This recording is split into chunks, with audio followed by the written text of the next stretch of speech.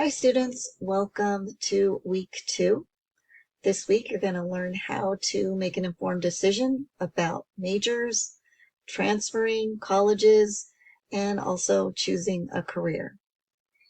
Career development really starts with self-exploration. So this week you're going to get an email from me. It'll have a link to a website called Elevate, and you're going to go to that website and take an assessment called I Start Strong. It's really all about your interests. I want to make sure that your results are as accurate as possible. So when you take it, make sure that you have time to take it, that you're not hungry, that you're in a good mood, and you give yourself ample time. When you answer each question, just keep in mind that there are no right or wrong answers. You want to answer from your authentic self. And also just make sure that, you don't take too long.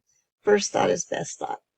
So I'll go ahead and show you what Elevate looks like.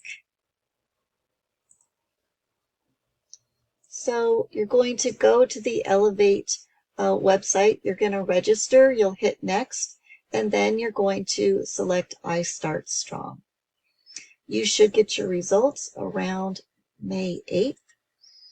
And so let's get started.